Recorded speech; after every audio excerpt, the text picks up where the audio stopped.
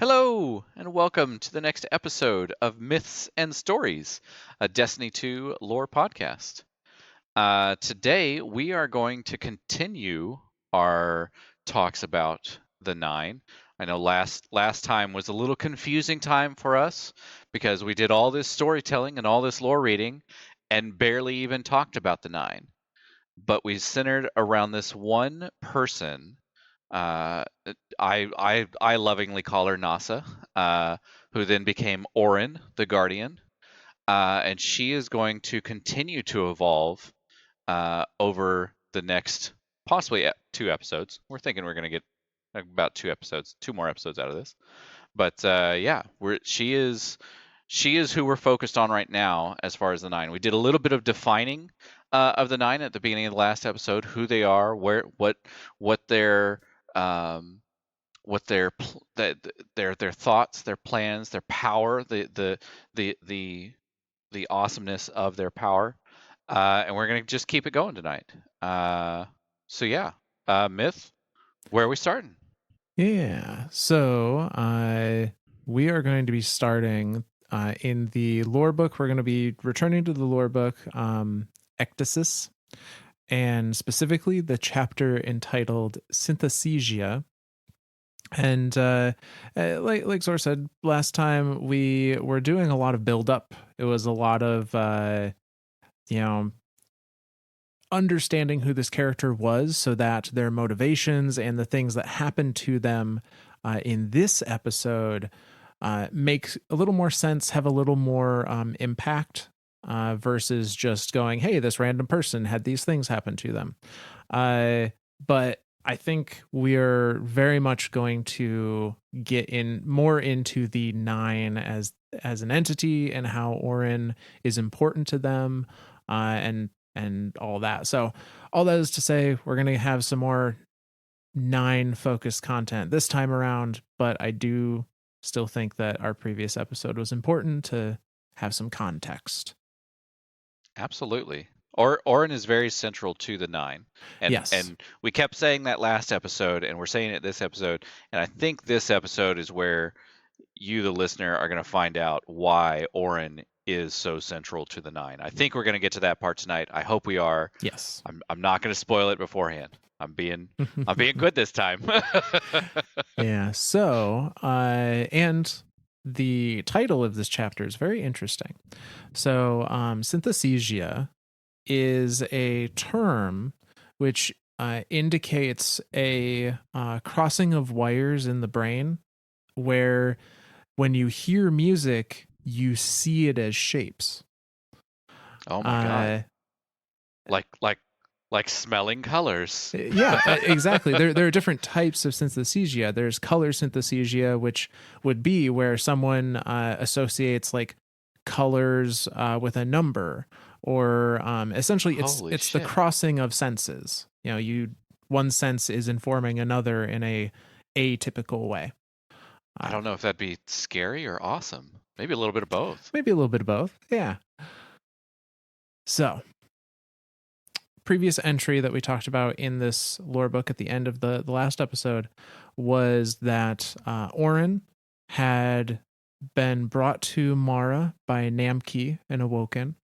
And Mara was very inquisitive with Orin, and Orin also, I don't want to say didn't show Mara respect, but she was unaffected by kind of the grandioseness of talking to a royal family member. Like she just treated Mara like any old person, and Mara kind of enjoyed that, and I think maybe saw a little bit of the original person that she had known, which was Nasan, in that interaction, and so she came to trust Orin quite a bit, to the point where she collected on the promise of a boon, the promise of a favor later down the road when the death of Shir Ido happened, Mara's lover. She charged Orin with being the one to find out what happened to Shir. Shir was also a very good friend of Orin before she was resurrected as a guardian. So there's a little bit of stake in it for both of them, even if Oren didn't really know it. So, with that in mind, we're going to start our reading on Synesthesia, and it goes like this. Oren begins to experience waking hallucinations. Immaterial strangers speak to her in unrecognizable languages. When she reaches for Namki, she feels as if she is falling into him, being pulled through him, sieved into smaller and smaller scarves of some atom self that he breathes into the blood of his bones. When she continues her hunt for the queen, she feels a crushing fist around her windpipe. There's something she must say, but she has no words to say it. There's somewhere she must go, someone she must be. It is not horrifying, though she thinks it should be. Instead, it is just unspeakably lonely. So I'm going to pause real quick here to also say that Oren had, right before this, traced the strange coin left on Shir Ido's body to Zur and had kind of beaten him up. Kicked the shit out of him. And broke his back. Yeah. And Zur presented her with the urn of her mother's ashes, although she no longer remembered them because they were, again, from before her resurrection. And as she's looking at these ashes, she's now having these hallucinations, these, shadows speaking to her in languages she doesn't know. And Namki, who is Oren's lover, she's seeing like this hallucination of Namki and, kind of being a part of him, but also feeling like she needs to be somewhere else, be someone else. The card continues. It grows steadily worse until it's not possible to tell the difference between day and dream. She tries to describe her number-color synesthesia to Goal, to Namki, to Mara. She sees green and thinks 9. She reads purple and tastes 9. They all tell her to stop, to rest, to be still. There have been other breakthroughs, other messages. The 9 are known. But she cannot. She hunts for the man with the writhing face. She hunts for herself. And on the day that Namki dies, no one can reach her or Goal, though they do try. She does not find out for months. So we're going to pause again in this lore card, because the next entry talks about her reading the last words of Namki, which are recorded in full in a different lore card. So we're gonna pause Synesthesia and jump over to the lore card in the Dreaming City lore book called Bamberga. And there's a lot more going on here than just Namki's last words, but I'm gonna try and whittle it down to the things that are important to right now. So this is Bamberga. This is a copy of a relay sent to Oren directly, although apparently she did not get it for quite some time, presumably from Namki, with a number of transmissions. And those transmissions go like this. Transmission 1. Pan, all stations. This is RSS Amistris. We have a possible sky shock event in progress, requesting immediate vidcom with any available Techian. Static follows. Transmission 2. Mayday, mayday, all stations. This is RSS Amistress. We are under attack. Our hull has been breached. Mayday, mayday. Please, someone. Static follows. Transmission 3 is 2 people. I've got it. Hang on. I don't know how to. What's the channel? They're screaming. Listen, they're all screaming. Be calm. Help me. What's the channel? It's the core. It's the core. This is the stalking core. Shut up. What is the channel? Oh no. Please. Static follows. Transmission 4. Oren, it's me.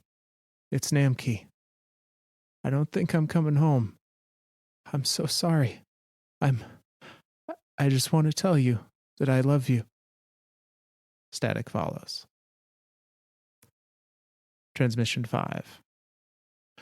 Mayday, mayday. This is Ven Asar on the RSS Amistress.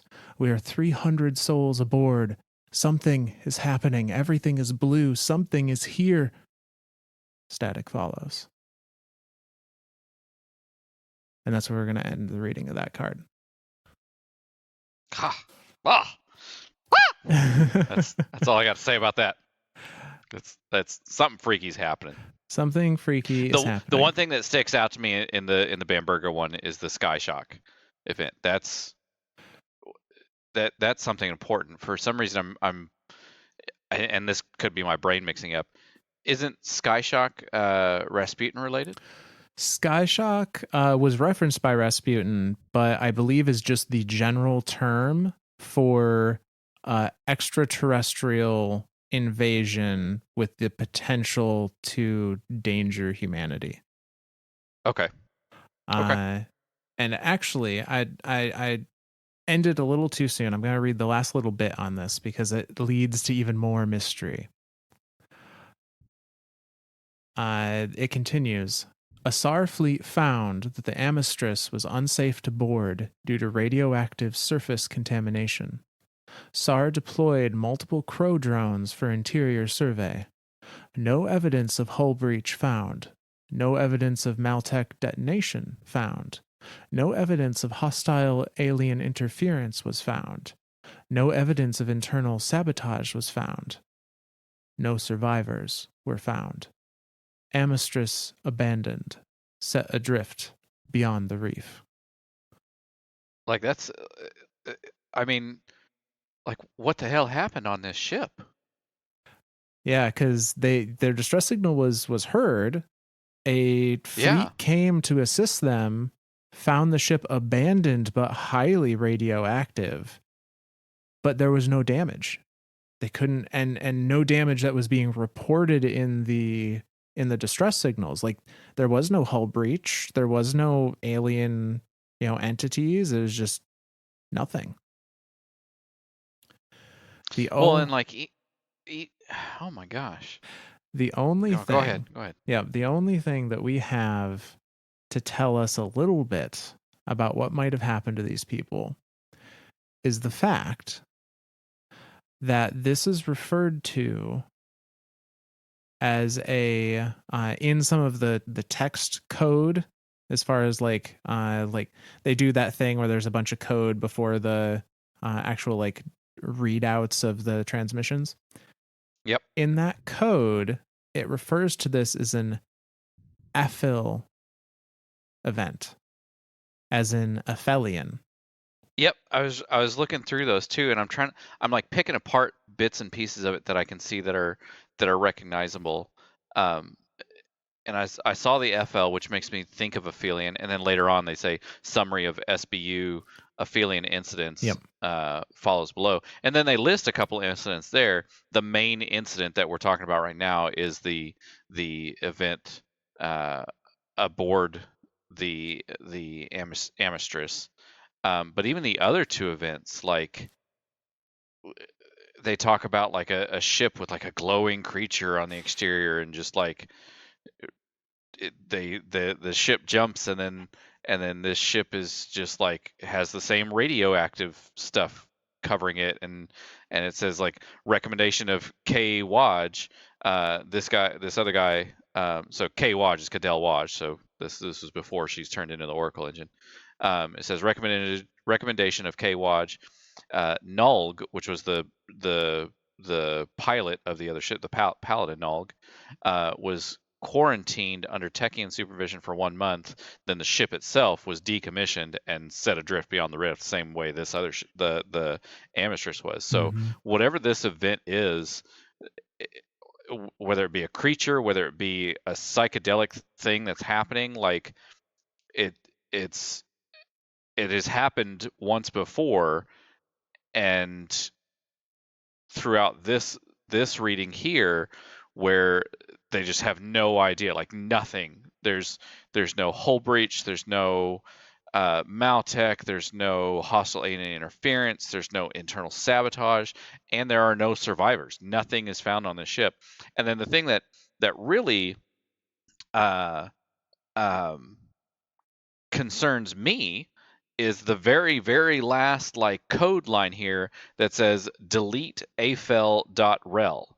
So like, are they saying like pretend this shit didn't happen? Kind of seems that way. It's a cover up. Yeah. And this isn't what our episode is about, but I do want to offer some context here. The Aphelion has very little information about it. We don't know if it's a singular thing or if there's multiples. All we really know in game is that they were the Aphelion, whatever it was considered a incredibly dangerous entity by the Awoken. The only person that has survived a fight with one is Shir Ido. And the one that she killed is laid in the Aphelion's rest in the Dreaming City. I was going to say, like, this is all kind of pointing back to the lost sector that's there. Yep. But we still don't know what this Aphelion, whatever it is. I mean, it took this crew. I don't know what to say that it did to this crew. Like I don't want to say like it completely effed up the crew or it killed them all or it took them all or like there's nothing. There's no signs of anything. Like and this is the important bit to take away from this. So Orin is receiving this transmission, these many transmissions, including Namki's final words to her, essentially just saying like I'm sorry, I can't come home, I love you. And there is no clear indication of who's responsible or what happened to Namki for Orin to hold on to. Like, who does she who does she blame? Who, like, is Namki still out there somewhere? If it was a case where there were no bodies to recover, like it's a moment of like, oh God, what has happened? And I imagine a feeling of a lot of powerlessness for her. absolutely. So this is the message that Orin had received on this Bamberga card. So we're going to go back to Synthesia now and see what happens to her after she receives this message. On the day she meets Wu Ming, she is on Bamberga. She has just left a Jensum lab. She's just read a transcript of Namki's last words. Her hands are shaking. She feels nauseous. She feels she can see herself in third person, tottering to a safe place to sit and cry. And Wu Ming is a bonfire in the darkness, and she crawls towards its warmth. Wu Ming is ravenous for her stories of the Nine. He asks whether she's met them, whether they can give a man power, whether they know a way out of this solar system. Orin cannot answer any of his questions, but she cannot keep her own stories down. She's sick with them. They come out in a compulsive, bilious stream, and when she's emptied, she talks of herself, of her grief, of her restlessness, how she feels the most alive in the empty spaces between blinks, how she feels as if she is a snake, perpetually slothing away its skin, except this last molt is all wrong, and she's caught in the ghost throat of her old self. Wu Ming leaves his questions by the wayside as he is drawn inexorably into the gravity of her desperate honesty. Her confessions lower his defenses. He talks of himself, of his fear, of his loneliness, how he feels he is one fingernail away from plummeting into an abyss, how he feels vicious resentment every time he is brought back from the dead. He never asked for the gift of the light. They make excuse after excuse to meet again. Every conversation is colored by excavated truths. Every day they feel they will reach some bedrock that will break them to pieces. It is as frightening as it is intoxicating. So we're going to pause again there. So a few things. For those that have listened to our Drifter series, you may have noticed the name Wu Ming. This is, in fact, the Drifter. Old Jermaine himself. Yep. Under one of his many names. But so Drifter came, I guess, was discovered by Orin during a time of great vulnerability for her, of great grief for her, and seemed to be something of a kindred spirit. He had his own deep-setted fears and griefs, and mainly because of the light and yes, absolutely, and the power of the warlords and iron lords. So they connected on that level, kind of shared shared experience, I guess. I was fixing to say, do we call it experiences or shared grievances? Right. Yeah. they're very much like they just keep sharing bad experiences that happen with each other, and because of all this sharing, like they just open up even more to each other and share more bad experiences. Like it's like I don't know what to. We'll call them experiences. Yeah, we'll call them experiences for now. But so we're gonna, before we finish off Synthesia, we can actually see some of the interactions between these two in the now, unfortunately you can only find on YouTube quest dialogue / cutscenes from the Invitation of the Nine quest series. So we are going to look at the transcripts for the Invitation of the Nine, Mystery and Potential. And we're going to start with Visit 6, which it shows Orin and Drifter during one of their little conversations here. And it goes like this. Orin saying, I'm sorry. I really miss him. Drifter, yeah, me too. Orin sniffles. How did you say you knew each other again? Oh, we, Namki and me, we were buddies. Met in a little dive on Ceres. Used to play cards. He talked about you a lot. Said the Queen trusts you to talk to the Nine for her. That true? Yeah, sort of. Doesn't seem important anymore. Yeah, well, you ever need a shoulder to cry on, I'm here for you. And that particular vision fades. And then we see the same scene from two different perspectives. So I'm going to read this from kind of the third person I guess, Drifter's perspective, which takes place in the Invitation of the Nine mystery and potential visit number 7. And then we will continue Synthesia, which continues it from Orin's perspective. So we get a view again in this cutscene of Orin and the Drifter speaking to one another. And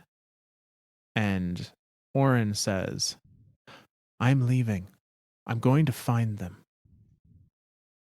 "There's nothing out there for you, Orin." "Please, don't pretend you care. This is a courtesy, Dredgen."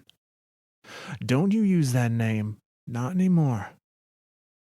"Your friend Callum says otherwise." "Hand my heart, I'm not lying." Can you even hear yourself? "Orin, please." "I'm going, Wu Ming. This friendship, or whatever you want to call it, it's over. Try not to get shot." "You want to go back to 1,000 years of the traveler's dogma, kid? Give up your freedom? Fine. You do you." And the vision fades. Ooh. So clearly there's been a little bit of a falling out here. A little bit. It definitely gets well, not necessarily explained, but definitely seen more internally in the next part of Synthesia. Yeah, so we're going to continue Synthesia now to see some of this from Orin's perspective. I assume during or immediately following this conversation, it continues. "Lies, lies, lies. He is not Wu Ming. He is a man named Eli, a man named Dredgen Hope, a man named the Drifter. He is not vulnerable. He is a paranoid con man. He's a dead-hearted murderer. He is a cowardly liar. He is not her friend. He's waiting to make his move. He has always been waiting to make his move. She is stupid. She is so stupid to have fallen for his lies. She cannot mend this." She leaves, and so too does the light. The severance is absolute in its terror. She has not felt such a profound sense of schism. It cannot be mended. Orin is not your name. And that's the end of the Synthesia lore card. I have to laugh because usually we do like a single reading of a single lore card, but this one had so many points in it Yeah. that had been referenced in other points throughout Destiny in all those visits from the 9 that it was hard to even try to like put all of that as a single reading. So yeah, so I'm gonna kind of go back to the beginning of Synthesia and kind of like walk through what's all happened here. Like, Yeah. it starts off with her having super intense Synthesia, the mixing of wires of colors and smells and stuff, of senses, and gets super intense, and she doesn't think of it as like horrifying. She just thinks of it as lonely, like just a very very Well, she's the only one I experiencing it. And I feel yeah, like that would be an experience that is very hard to communicate to those around you. absolutely. Like that's yes, perfect wording there.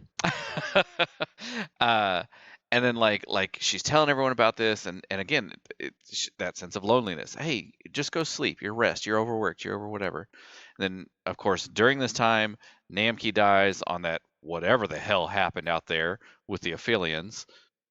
That still scares the shit out of me. Like, what in this, like, was that a creature? Was it a entity? Was it just a thing? Was it a space whatever? Because all of us have watched enough Stargate and Star Trek, and there's all sorts of freaky shit in space that we don't know about or even have any inkling about. So of course she gets that. Then she just so happens to bump across the drifter. Now Bamberga is actually is that the bar that he runs? No, I at the think bottom of Fellwinter? no. I forget what that was called. I don't know if they tell us the name, but Bamberga, I think just like an Because asteroid Bamberger of was the named the lore reef. card of the other one. Oh, Yeah, okay. I think Okay. it's just a location on the reef, and that's where Gotcha. that's where she was at to access the transcript. Was Gotcha. Bamberga? I don't know if it was Yep. sent to there or why it Or was if that was like important, the only but place to receive it. Like that could be, yeah.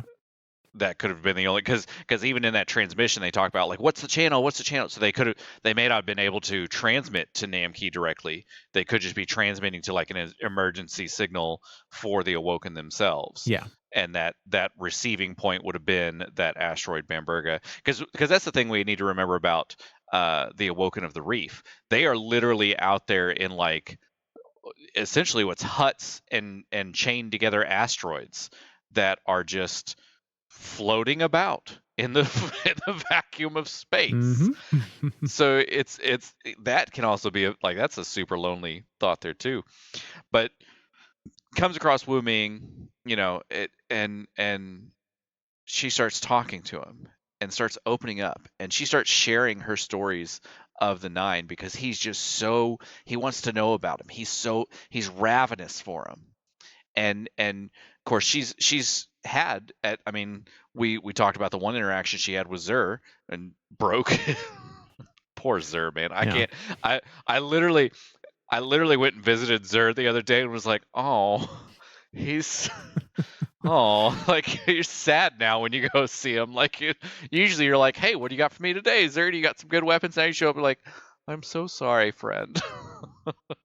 um but yeah, so she has these stories of the Nine. He just wants to know as much as he can about him, and so her sharing more and more, it just spills out of her, and he it gets to a point to where they're super close, and we talked about them in the Drifter series about how close he is to her, and her tattoo. That it's interesting here where she talks about the whole snake theory, right? Like she's like a snake that's shedding its skin and then eating itself and shedding its skin, and she's caught half ghost skin throat. Like it's super super interesting there, that she thinks of herself like that. She thinks of this interaction happening, and of course they're constantly finding ways to find each other and get a hold of each other.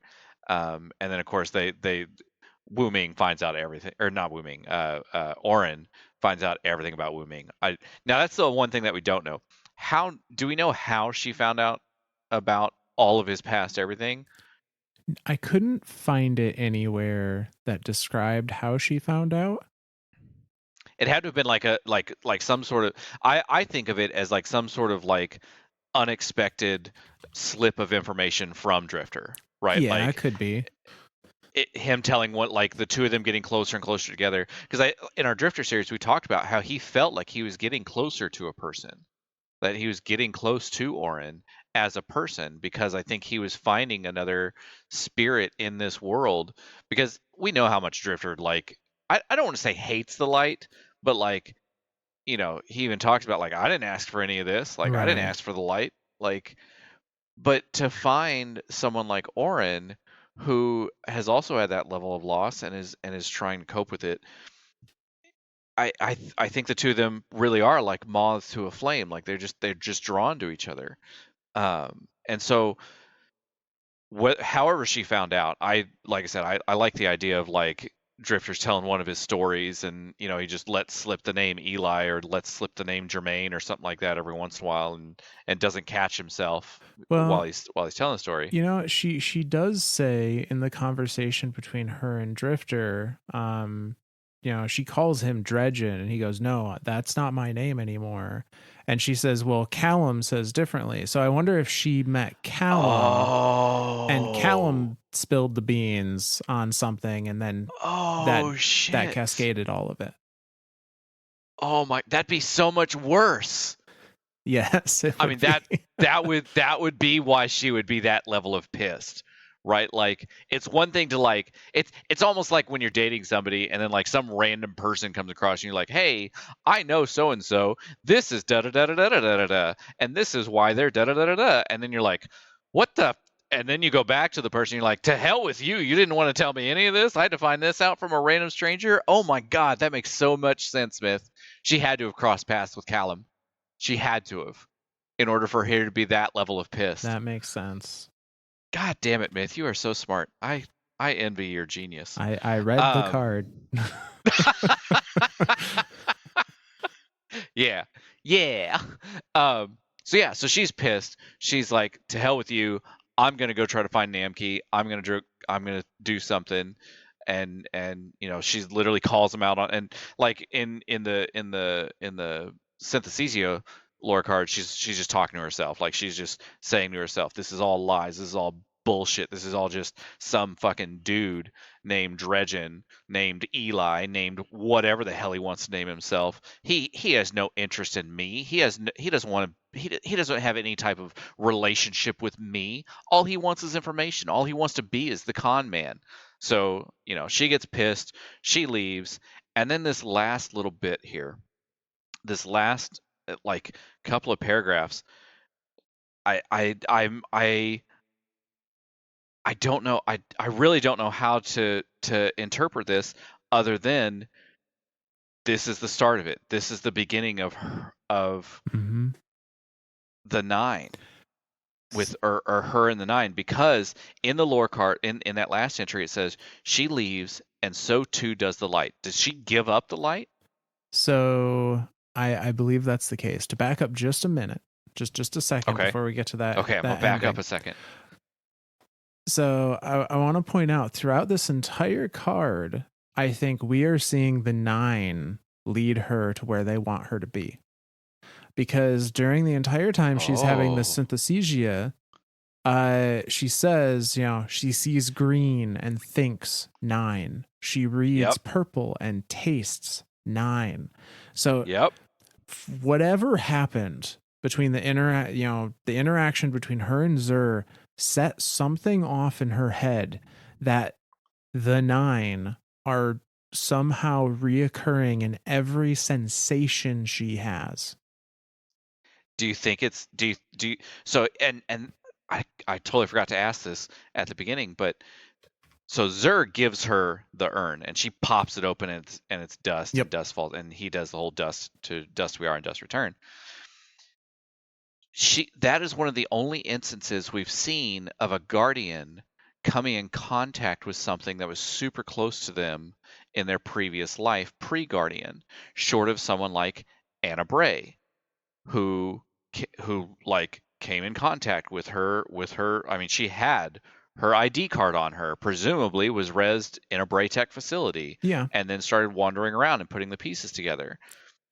Now, I think there's a distinction to be made there, because while Anna Bray absolutely revived with some personal effects, with her ID card, with, whatever was around her at the time, those things certainly gave her information about her previous life, but I don't imagine she was attached to an ID card the same way someone would have been attached to the remains of a loved one. Exactly. And I'm curious as to what, because Zur just pulled this thing out of nowhere.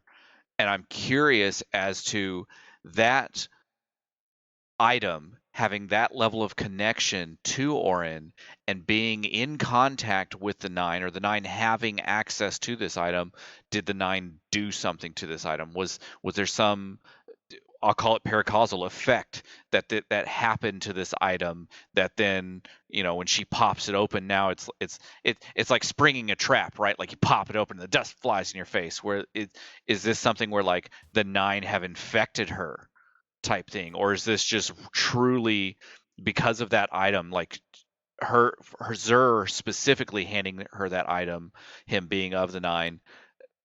Is that what triggers this like hyper synthesizia? Because like I think she had a little bit of it beforehand, but then like in this card it's like hyper, like sees green, taste 9, like all that stuff. Yeah, no, I think, I don't know if they did anything paracausal, because the 9 are causal entities, right? In Destiny's universe anyway. So I don't know that they did anything paracausal to it, but I could absolutely see the like the the shock of I should know what I don't Yeah. know what this is, but it feels familiar. Why does it feel like that thought process causing some mental strain that turns into synesthesia? I think the nine absolutely knew what was going to happen when they gave it to her. I think they knew it was going to cause, and that's kind of a theme here is schism. Yep. This entire lore card is about her being divided in some way or from something. So and kind of that the ashes are the first step. It's proof that she is divided from a previous life, even if she doesn't know it at the time. Yep. The synthesia is a division of like what one sense is telling you versus what another sense is telling you. They divide her further. I wouldn't put it past the nine being responsible in some way for what happened to Namki. They're dividing her from Oh. a loved one, from a current loved one. Oh my God. Could you imagine if, oh man, dude, that would have some repercussions. Oh yeah. Uh, but then she meets Drifter and starts to repair herself. So Starts to vulnerable. find kinship, starts to through her vulnerability kind of heal. And again, this is speculation, but what if the nine saw that and went, that's not going to get you to us any faster. Let's Oh let's my move some God. pieces in the background to make sure you run into Callum. Oh my God. And then she's divided again Dude, the from nine are Drifter. effed up, man. Like that's okay. And All all right. of that leads her eventually. And she says in her conversation with the Drifter, I'm going to find them. I'm leaving. I'm Yep. going to find them. Them being the nine who she was searching for originally. And the very end of the Synthesia lore card, where it says she leaves, and so too does the light. I don't think she means leaving Drifter. I think that I don't means think so either. she leaves her form of existence. I think so. I think she's like that is her leaving. I'm gonna call it this reality, like the reality of the solar system, because again, when we talk about the nine and we know that they're the entities, the entities of the nine are related to the solar system itself. Uh, the reality of being a human being, and that reality is now shifting, Yes. or being a physical being in this universe now shifting over to this other one, because then it says schism, and schism is written, and this we tried to talk about this last episode, how the nine talk. One of the voices that talks in all caps with spaces between each letter, and schism is written like that. It's all capitalism. It's all, and every letter is spaced out. So the schism, in my opinion, is one of the nine questioning her about it. Yes. And then the next line, literally like the last three lines. So schism question mark is written as the nine would say it. The next line is is written the same way another one of the nine would say it. It's not a single capital um, um, letter throughout the whole thing, and no punctuation, and it just says it can be mended. So I'm thinking it's it's the nine looking at Orin, another member of the nine looking at Orin and saying, "Yeah, we could fix this. Like this whatever this being is, whatever this consciousness is, yeah, we can fix that." And then the third line, Orin is not your name. I don't think that's Orin thinking that. No. I think that is the nine telling Orin that. Absolutely. Those last three lines are different, are three different members of the nine. I think talking to Orin directly. I think I think this so. this is her finding the nine, accepting whatever their gift was, and rejecting the light as part of it, and presumably killing her ghost goal. Oh, It says I the don't know why that just made me sad, but that just made me sad.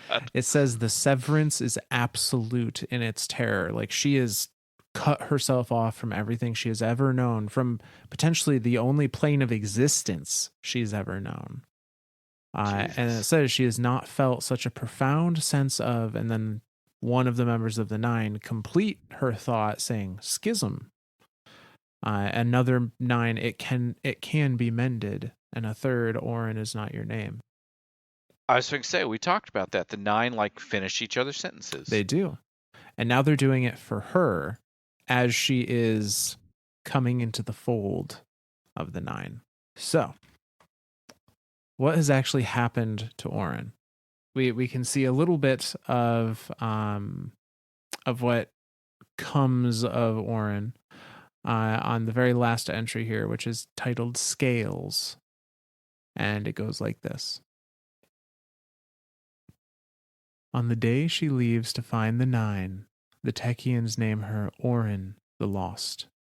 She raids a storeroom in the Vestian outpost, stuffing into her knapsack digital schematics for a Phaeton backscatter scanner, a jade coin, several bundles of dried queen's foil, and nothing more. She goes beyond the heliopause. It is a long walk and a sudden death. She sheds herself and emerges anew in the glimmering scales of her old lives, an immigrant, a translator, an emissary, a hammer of judgment. They expect to claim her will, but she clenches it a little tighter. Her gifts can end wars. And that's the end of that chapter. And the only reason why I wanted to remind you of this one is because of that last entry there. She sheds herself and emerges anew in the glimmering scales of her old life. Yeah. So she and then list absolutely everything. She remembers. knows everything. She remembers everything of her past life as the emissary of every past life. So that's I think that's and the fact that her will is her own. Like Zur's will is not his own. He's doing whatever the nine tell him to do or will him to do. Whereas the emissary absolutely has a will of her own Yeah. and can flex it. And the nine didn't expect her to have her own, like they were going to try and take it. And Yep. she said, nah, you're not doing that. I'm good, bro. I'm good. Can you even will, bro? Right? I like that one. Okay. We don't have any direct telling of whatever process she went through or, exactly what happened outside of this, but we do know through context clues and a few quest dialogues and such, the Guardian previously known as Orin has become what we now know in game as the emissary of the nine. That kind Boom, of mic floating, drop. yeah, that like floating robed woman that guides you through. I guess the only thing currently in game would be the prophecy dungeon. Yep. But made a lot of appearances during Season of the Drifter. And I believe you back in the old Trials of the Nine, like she was the one you'd meet at the end if you went flawless. Yeah, she was the Trials vendor, and she had some dialogues there as well. But we get confirmation of this essentially, or very strong, evidence to this in again that Invitation of the Nine quest during Season of the Drifter. This was visit number 2, and we see a conversation between Orin and the Nine, and that conversation goes the Nine asking, "Do you regret this?" The emissary, "What?" "Judgment. I have more agency as an agent than I ever did wielding the light. You lost everything." The ghost that has been floating next to her shoulder up till now falls to the ground. "Nothing that ever mattered. I would die for those I love." "We do not understand." "No, I suppose you wouldn't." And the emissary disappears. because the nine don't understand death. No. Death is not a concept to the nine because they are the entities of the planets and the sun throughout. Like planets and celestial bodies last for billions and billions and billions of years, like theoretically trillions of years, possibly even longer. So I mean, the concept of death truly is a hard concept for the nine to even quantify. Not only that, I think the concept of love is something Oh, they don't understand, because she says, oh, I would die for those I love. And then their response is, we don't understand. It could be both. It that could entire be, statement, right. yeah. They're like, we don't understand the concept of death in the human sense, and we don't understand the concept of love in a human sense, because those Wow. are emotions, and thus far the nine have not shown really much of any emotion outside of survival.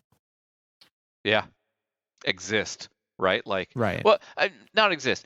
Survival, I think, is the right term. I do think that's the because when I think of survival versus exist, like the Vex exist, like Yeah, that's true. they just so they just so happen to survive because they want to exist, but their primary thought and function and feeling is exist.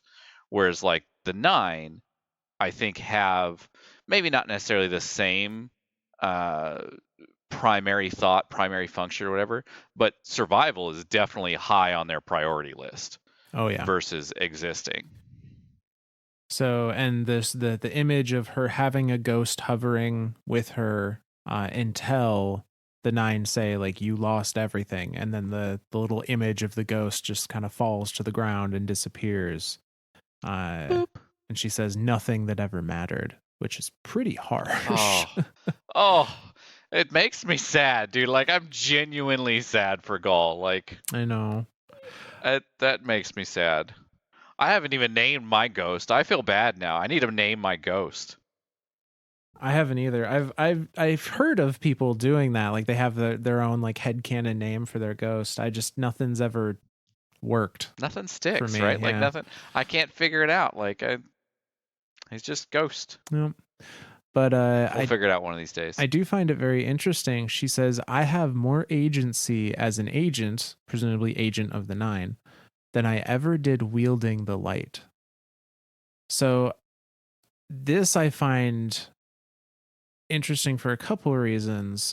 The nine are causal. The nine are pursuing paracausal power. So her giving up the light in exchange for the powers the nine can grant her seems like it would be a downgrade.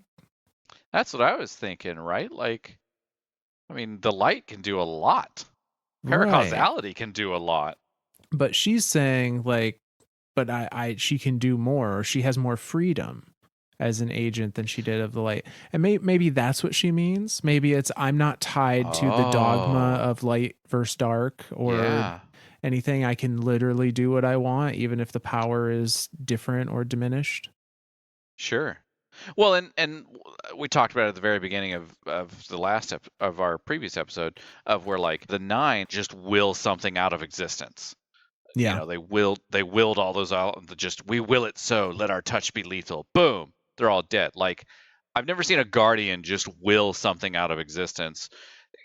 And again, like the concept of that can be kind of abstract, right? Like by me wielding the light, I am willing something. It is my will to end, something else that I'm using the light against. So like, there's like that abstract idea that can be used as to say, well, even with the light, we are still willing things out of existence. We're just doing it in a flashier way, right? Like we're using tickle fingers, we're using, arc bolts and stuff. But like for the nine, I think willing something out of existence is literally just like sitting there. I say sitting because that's the only like that's it's hard to describe the nine, but just sitting there and just thinking it out of existence basically, and it just Yeah. it's gone. What I think, though, and again, this is speculation. I think the Nine don't have that level of capability unless it's a fairly unanimous thought. Oh, Um, that's a good point. I like because that idea. it seemed in that dialogue we read in the first episode that they had to all decide like Yep. we're going to do this right now. Yep. Versus one or two, because not all of them were for it, at least originally, for the decimation of the Ahamkara. But Right. it seems like if that were the case, then they wouldn't have needed to even talk about it. It would have just been like the one or two can just Could have just boop, boop, be boop. like, okay, Yep. it's done now. Not not bother with the whole round table of like, okay, let's all do this. Yep.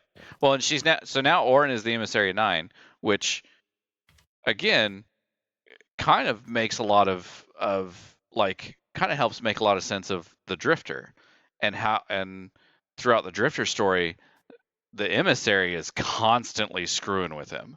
Yeah. And I think I think I know that is on purpose. Like the level of I don't want to say the level of grief that he caused her, but like that separation there, the whole lies, like Yeah. she's definitely getting some revenge on him now that she is the Emissary. Like she's actively screwing with him now. Which is it's fine. I think it's deserved. I think it's well, I say it's deserved. Like it depends on how she found out. If it's the Callum way, yeah, it's probably deserved. If it was like him slip of the tongue way, maybe ease up a little bit, Emissary. The Nine had their eyes on Drifter even before she was like part of the equation. And we actually see this in another piece of that quest line. This is Invitation of the Nine, visit number 1. And we meet with the emissary. Our guardian meets with the emissary, and she tells us this.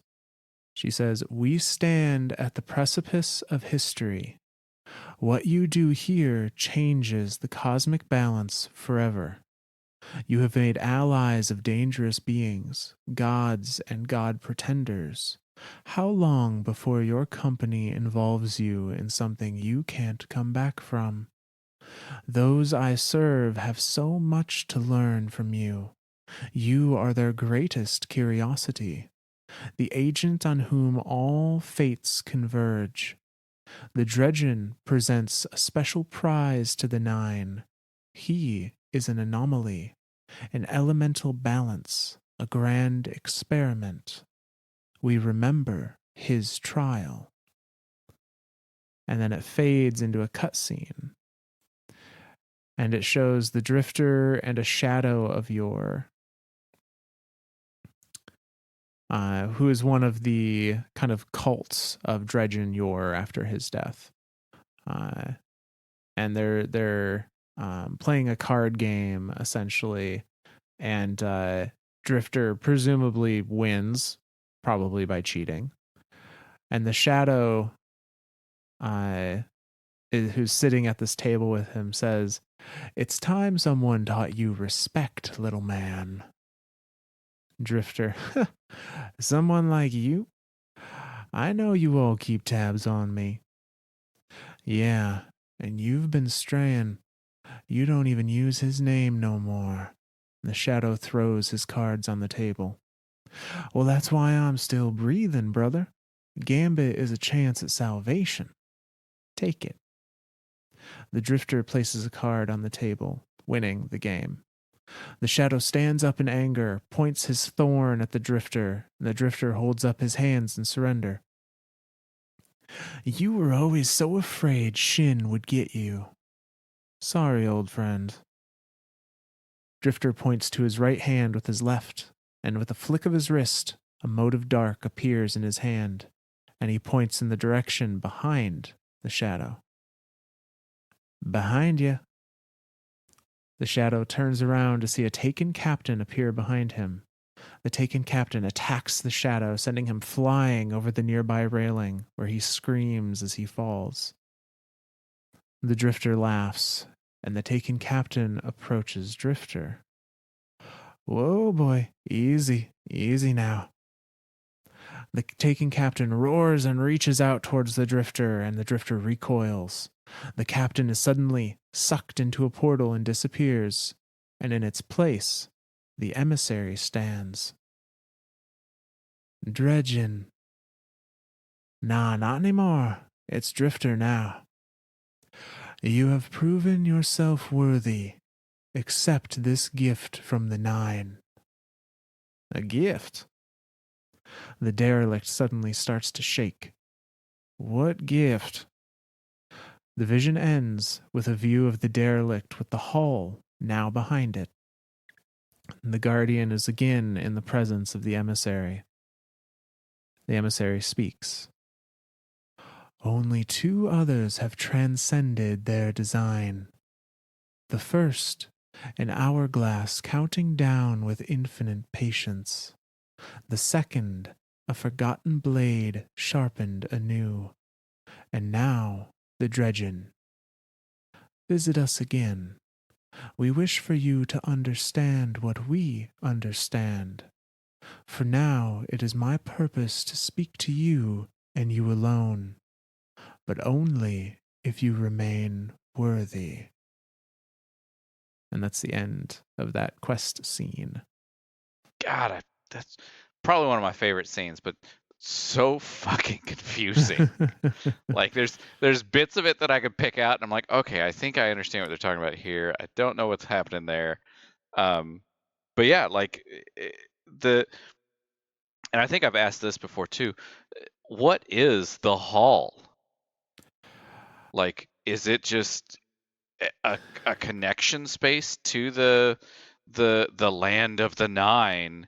You know, like where we see eternity, like all the different like Dares of Eternity, the Eternity maps, like all of those different places. Is it just a connection space? I don't know if it's a connection space or if it's essentially just its own little pocket dimension that he's hauling around. Oh shit. I didn't think of that. Yeah, no, that's absolutely what it could be. And I think that's where he stores, quote unquote, all of his taken for Gambit. I think you're right. And whenever I think he you're needs 100% right. summon one in because he cheated at a card game. Yeah, no, 100%. I think you are exactly right. I don't know why that never made sense to me, but that's, I mean, back when we played Reckoning, you'd go in there and there'd be the bank, and you'd put an item in to transfer it into another item, and then you jump down the little black hole, and now you're in the land of the Taken. Like, but you didn't go anywhere. Like, you just shifted dimension. I think you're right. I think you're exactly right. And Prophecy only has taken enemies, and you go into it for Prophecy. And you go in there through. That's how you enter Prophecy. Oh my God. How did I never? Wow. That's it then. That's exactly what it is. Okay. Well, check that box. Answer that question. The 2 things that they mention here, the hourglass of sand counting backwards, and the blade. An hourglass counting down with infinite patience, and a forgotten blade sharpened anew. Okay. They describe the blade. Yeah, has got to be Oryx. Or is it just sword logic in general? No, I think it's referencing a specific person, but I don't think it's Oryx personally. Okay. So they say only 2 others have transcended their design. I believe meaning there are 2 other people that have gone beyond what they were supposed to, or done like what the Nine intended for them, right? Or like what Destiny intended for them. I think gone beyond, have challenged the Nine's understanding of how the world works. Okay. One of them is the Drifter, I think, because the Drifter is the first person to ride the line between light and dark. Like, he's definitely one that's looked at the Light's dogma and been like, to hell with that. Yeah. He is not following the rules per se of being a risen or a guardian. Yeah. Which we still don't know what those damn rules are. not completely. Anyway. The other 2, An hourglass counting down with infinite patience. I feel like that's Mara. I could see Mara. I personally am veering towards Elsie, towards the stranger. Oh Because an shit. hourglass counting down infinitely, she is infinitely seeing the end of universes and then time jumping to another one and hoping, Oh patience. shit. She's hoping that this one's the one. This This will one's the be the one. right one. Yep. Uh, so I think that's referring to Elsie. And then a forgotten Damn. blade sharpened anew, I think is referring to Eris. Eris was forgotten in the Hellmouth Oh and shit. has risen from the Hellmouth and turned into one of the most integral characters in the Destiny universe. Yeah. And And the three of them combined, like that's the yep, 3-man fire team that went to Europa. yep, they're the Like, the quote unquote Dark Vanguard, as people like to call them. oh my god. Dude, I don't holy shit. That makes so much more sense. Damn it, Myth. Quit being so damn it. All right. Well, I'm speechless. You So get to continue now. I I will sit in the corner and cry. so because these are visions being shown to us and information being told to us, the player, the guardian player, by the emissary, I believe this is the emissary communicating from the Nine a for lack of a better term, a prophecy that these three people are going to shape the way that this universe goes forward. Oh my god. And they do Well, okay. in Beyond Light So and onwards. they absolutely do. And beyond, yeah, no, absolutely. So then you saying prophecy, pun intended, brings me back to the idea of the prophecy dungeon and the final boss in there looking like Aramis.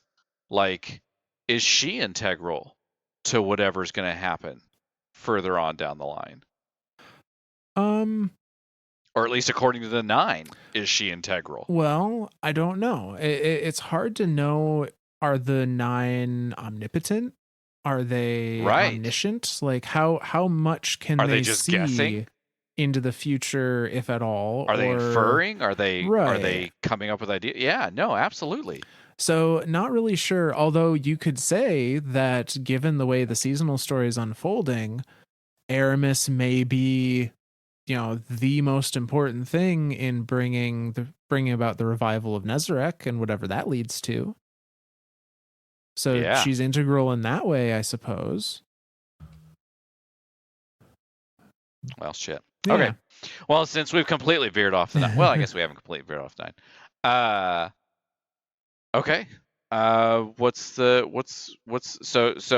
we've seen all these different visions from the Nine, telling us different not necessarily ideas or thoughts, but like kind of showing us events that have happened or the I don't know what to call it. Events that have happened. We'll call it that. So where does that one lead us? Yeah. So the Nine and Orin are not quite done with the Drifter. I don't think they ever will be. I don't think they They're ever still will gonna be screw with either. him. We see what is honestly kind of a funny little interaction between presumably Orin and Drifter, or potentially the Nine in some form, through the eyes of a Praxic Order surveillance, who has been watching the Drifter and reporting on what he does. And freaking Auron, right? I think it's her. Yes, it is, because I'm gonna say it's Auron. Agent AUN 326. So yeah, freaking Auron. Yeah. So little spy. I'm not going to read through all of it because it's not all really relevant. But she reports that Drifter has not left the annex in ages, and following the results of my investigation, the subject has ceased regular reports to Lord Shax. I'm sure both prefer it that way. He is broken none of the Vanguard's decrees, and no guardians have perished on his watch in Gambit or Reckoning, which was happening at the time. He has done nothing to warrant eviction. The following is a transcript of one of his late night rambling sessions logged for evidence. So she records. He's just watching them at night. That's. I mean, I guess rightfully so, because the Drifter's the Drifter, but right. That's still a little creepy. So Drifter, from her perspective, is just talking to the air during this little nightly rambling session. But this is what he has to say. What now? What the hell is it you're trying to tell me? The hum of a generator. You showed me a universe with no light, dominated by the dark. What are you arguing? Steadfastness in the traveler's dogma? Huh. That's not obtuse enough for y'all. No, I don't think so, because then you showed me a reality without shadows of pure light from every angle. Nowhere to hide, everyone begging to die, like we did in the Dark Age. Light's no gift, but I already knew that. What else you got? A metallic clink echoes. Yeah, I know the coin doesn't lie. It's the only thing in this world I trust for real. But you know what? I control the coin, and I make my own fate. No one writes on this but me. You got that? You pencil-necked, phantom-assed geek? Have some respect for people's stuff. A second metallic clink. I've refused the traveler's dogma for generations, and I'll reject yours. A rush of static as the feed distorts from light-based radiation. You can't boil my brain, brothers and sisters. I see you trying, but I'm already there. A fizzling crackle as the feed distorts from additional light-based radiation. And if you think you have a handle on Orin, well, you didn't know her like I did. You slip up just once, that girl will eat you alive. 9 steak sounds mighty tasty if you can find it. Scrape it all together. Get a fire going that'll cook it. What a fire that would be. You wanted to see what makes us tick? Maybe Drifter wants to see what makes you stop. A dull roar as the feed distorts from light-based radiation. Yeah, boy, that's a threat. And that's where we're going to end that reading. Bam! Bam! I already know the other half of that reading too. was which? Do you remember which lore card the other half of that reading is? Where he's like, what is this? This is the world without darkness.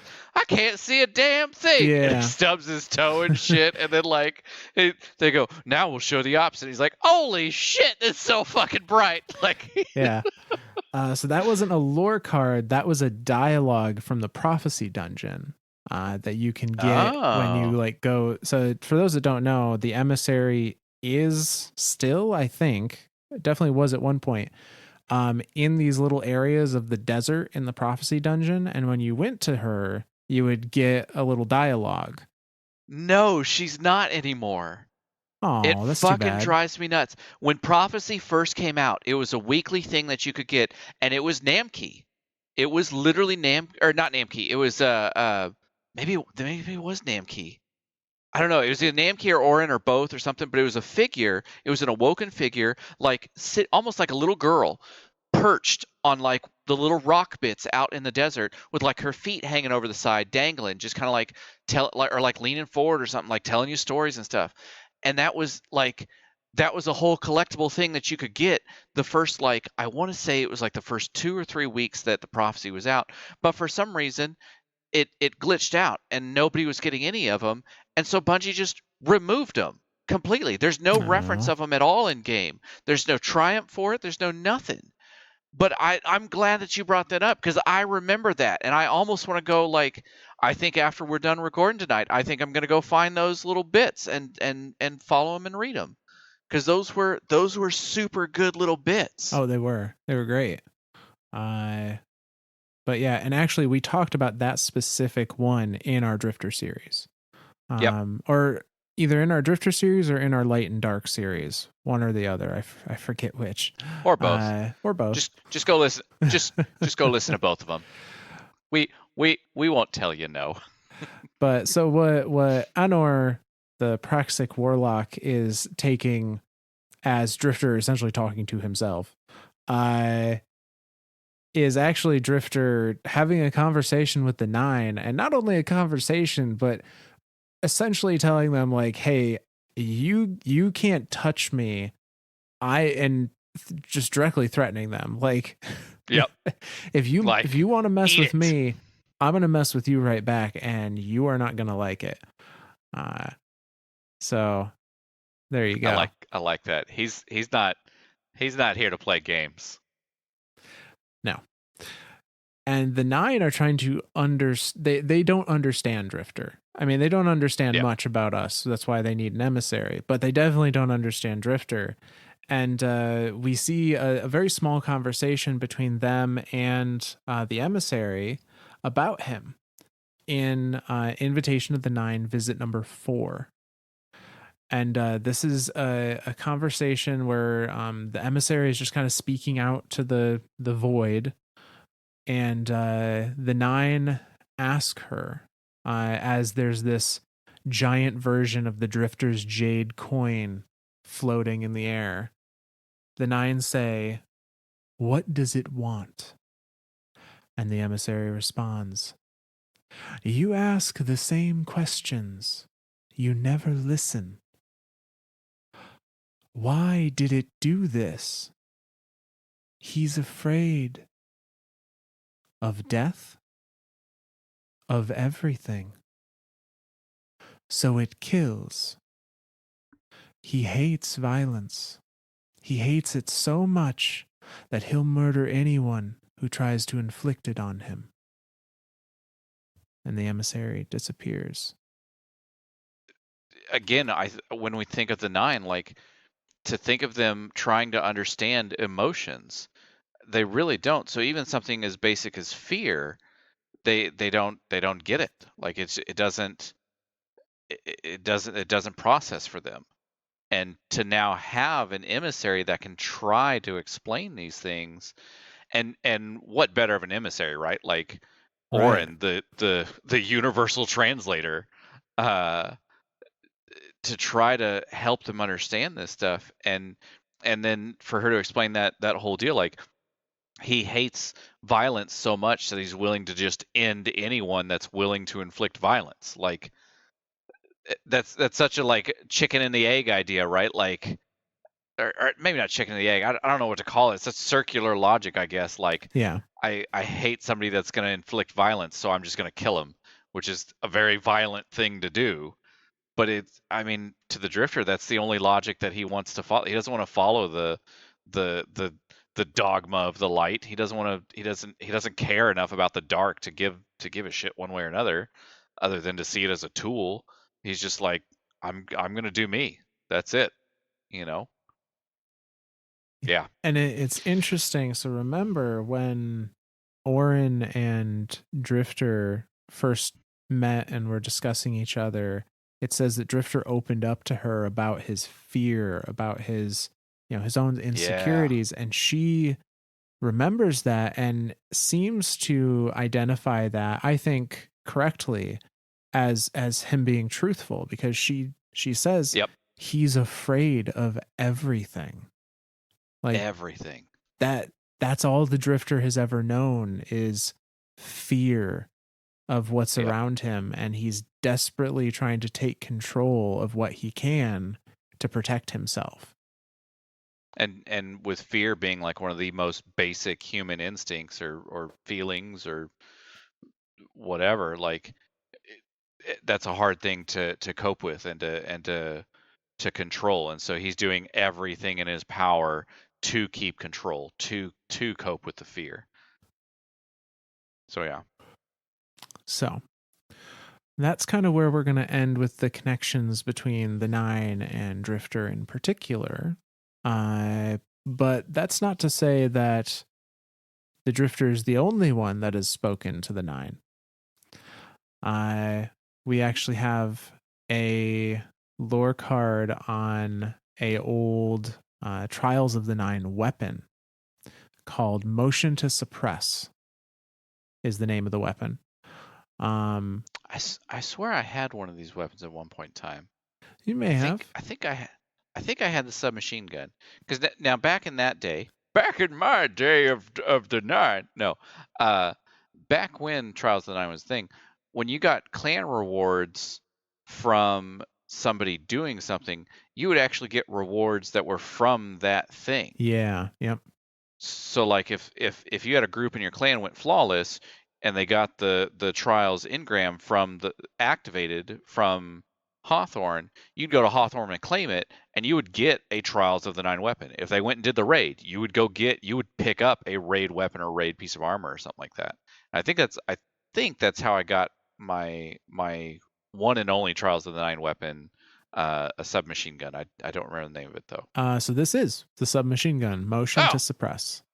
well there we go. There you go. But Motion to Suppress doesn't tell us who exactly is speaking to the nine, but I think we can make some guesses. Okay. So the lore card on it goes like this. A trespasser. You are not welcome here. How did you find us? The individual. She sent me. You are not your queen, a puppet, defined by scars. We have no need of you. We have our own puppets. Let her speak, the individual says. I came to discuss the future. Present your truths carefully. And that's the end of that lore card. Fucking Mara Sov. God, she's a badass. Well, I don't think it's Mara because they say you What? are not your queen. Damn it. I thought it was Mara. But I do think Mara is the queen in question, and I think this is Eris Morn. Oh. Oh, that just clicked with the whole present your truth. Okay, yep. All right. Because they say, all right, you are not your queen, and Eris has referred to Mara very consistently as her queen, my queen. Her queen. Yep. But they say you are just a puppet defined by your scars, and Eris has a lot of them. Yeah, her very visible physical scars, of her eyes as well as her emotional nightmares. Jesus. You want to I'm going to do another little self plug here. Go check out our Eris Morn. I think we did a 2-parter on her, maybe a 3-parter on her. Yeah. Like we got as much information as we could about her life from start to most recent at the time, and she has gone through some shit. Okay, so that's Eris Morn trying to find more information, trying to get more out of the nine. Yeah, she says she's there to discuss the future. Yeah. And that she was sent there by the queen. And, this would have been far after the Taken War at this point. Yep. So it's interesting to try and think about what does the queen have to talk to the discuss with the nine. And we saw the queen during Forsaken talking to the emissary at one point, though we don't know anything about what they spoke about, other than she was almost was that the one where she was angry? No, that wasn't the one she was angry. No. Because she again, she sees the emissary and she knows the emissary as Orin. Right. She also knows the emissary as Nasa. Mara has more knowledge about that emissary. Well, I guess now the emissary has more knowledge about herself because she remembers everything. Yeah. Okay. So the nine, I think, I think there's either two things that are happening here. This is either them giving us a flashback, and they're saying that Eris went to the nine prior to the Taken War, to let them know, like on behalf of the queen, to talk about the queen's plan, to Oh, sacrifice herself to overthrow Oryx in the long run. yeah, yep. Um, Because we still don't because no one person, Eris probably knew the most, it feels like, but yeah, no one person really knew the entire plan. right. So it may have just been a case where maybe the queen was worried, like, I have this plan, but if the nine think think the solar system's going to be destroyed by Oryx, they may try to intervene, and that would mess shit up. Yep. So to like go to them and like pause, like tell them, hey, pump your brakes. I know what I'm doing here. Just let me do my thing and come out the other end a winner. And I think that's supported a little bit by the next Trials of the Nine weapon lore card, which is Motion to Compel, which is the sniper.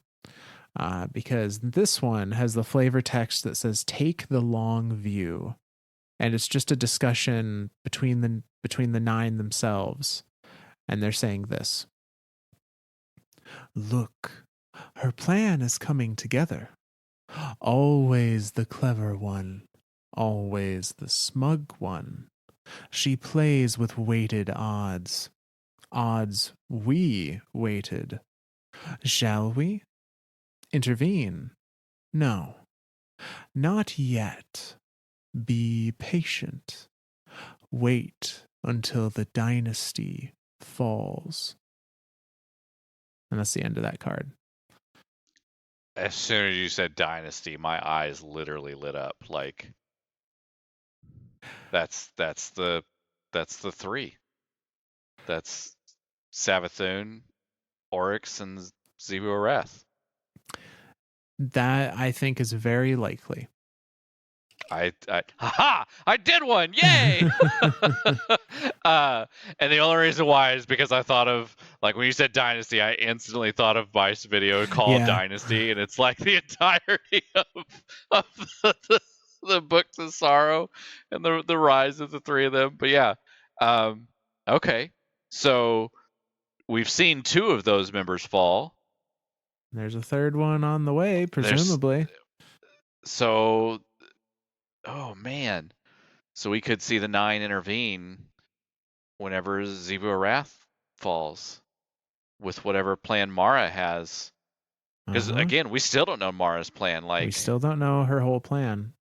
Jesus. Okay. If she has one, I think you could argue that. You think by this point in time she's just like, we're gonna jazz it up and just riff it along, like bip it a bop bop bip bop boo. I mean, we know she had to retreat from fighting the Witnesses' forces outside the solar system. We don't know. Like she was visibly shaken. Yeah. By her interaction with the Witness too, which I presume was her only interaction with the Witness. As far as we know, yeah. But I mean, for her to be that shaken, the way she was in the cutscene there, like, yeah. And we see again from the nine, they have a little discussion with the emissary about Mara Sov. Unclear as to what point in time they're referencing when they're saying some of this. But I'll read through and then we can kind of discuss. So this is from the Invitation of the Nine quest line. This was visit number 3. And we just see a image of the emissary floating, speaking out to space again. But this time there's a giant towering sculpture, I guess, of Mara on the horizon that's been like made out of clouds. And the conversation goes like this. The nine say, "The clever one is in peril." The emissary, "No, she will manage." The nine, "They will annihilate her." "Then she will die as one of us, gladly." "She will regret before the end." "You don't know the meaning of that word." "She will beg for death's release." "You cannot kill what has already died." And the emissary disappears. I feel like this is this is almost like showing the Nine's reaction to the events of the Battle of Saturn. It definitely feels like that, but it's That's hard to tell. right. Like it's very, very open-ended, ambiguous. Like, but the idea of like she's in peril. Like, my first two thoughts were, okay, they're either they're discussing the events of the Battle of Saturn, or they're discussing her being in the ascendant plane, kind of just waiting. Like, Mm-hmm. I don't know which instance is more correct, because, and again, I'm trying to think of when this quest chain was during Season of the Drifter, which was after Forsaken. Yeah. So we had already seen like the queen, the quote unquote queen's return from the Battle of Saturn and stuff like that. So I in my head, or I don't know. I still feel like I feel very strongly that this is just showing us the Nine's reaction to the Battle of Saturn, and the Nine like accepting Mara, saying, she'll manage. Like she knows, like, it's fine. Don't worry about intervening. She'll be all right. And then kind of like showing like she doesn't even know what's gonna happen. Like later on, like she'll be begging for death, and then the emissary to come back with, she's not afraid of death. She has no fear of death because of the Battle of Saturn. Like, it, because she has died, she's shed that fear of death. Like, Yeah. yeah, I feel like this is just the emissary, either the emissary or the Nine themselves, or both, showing us the Nine's reaction to the Battle of Saturn, and the end result there. I think that's certainly possible, and I'm kind of leaning that way myself. Another possibility, though, that we could consider is, because this is in Season of the Drifter, this is after Mara has reappeared in Forsaken and left again, off to go Oh battle yeah, the yeah, yeah. Witness. That's So right. they might be commenting on her fighting the Witness, or this may be the Nine with their spooky, future vision, saying, like, very, when they're saying the clever one is in peril, they may be talking about her becoming a disciple of the Witness, as the Witness showed her when she Oh, like met the way him the that, first yeah. time. Because they say they will annihilate her. That might be the Witness and Callus, or Yep. Witness, Callus, and Shivu, or whatever the combination is. All the forces of the darkness type thing Right. come She together to defeat Mara. she will regret before the end. As we said before, she was pretty rattled by her interaction with the Oh yeah. Witness, during, as we saw in Witch Queen. So, Yeah. like, I could see her, if they think she's going to follow the same route the Witness, prophesizes she's going to follow, that she'll regret undoing, the universe, and that she will beg for death's release. She would rather die than betray everything she's And tried to join, save yeah. for so long. Uh, Yep. I could see that too. Absolutely. No, that I it's I just ambiguous enough that it could yeah, really like go either way. it really could. And as far as that's concerned, like, good job, Bungie. Like, Oh yeah. that's a great way of writing that scene, to where it's like it could mean multiple different things. And yeah, no, that's fantastic. I like that. And the other thing I want to point out, which you can't hear in an audio format, but if you read this, you will see. And I don't know if this is a liberty taken by whoever transcribed this, although the previous transcripts have been very particular. They, um, so there's been identified some different patterns of speaking for different members of the Nine.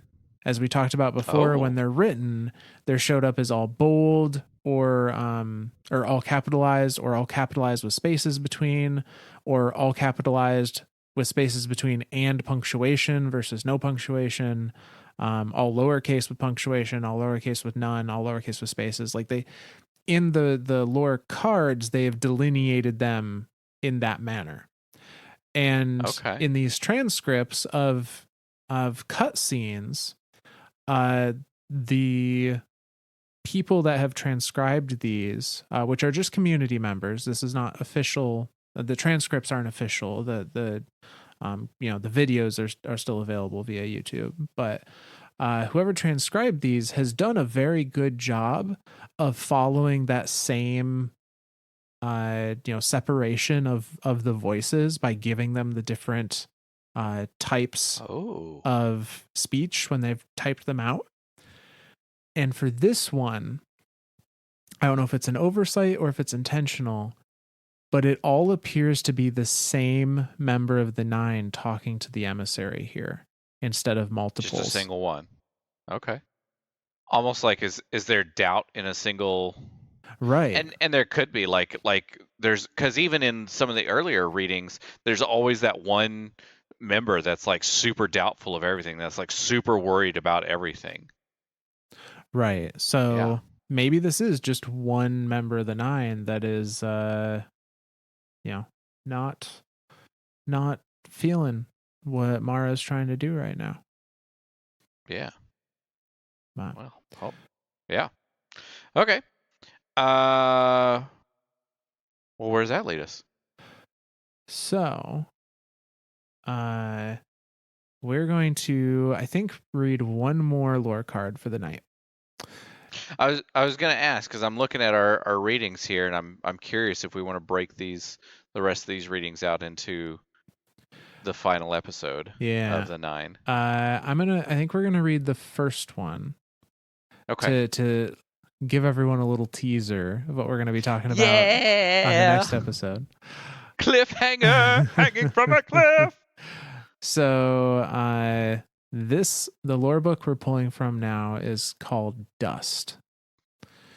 And we're gonna read the very first chapter. We're gonna be following a new person that ends up being important to the Nine.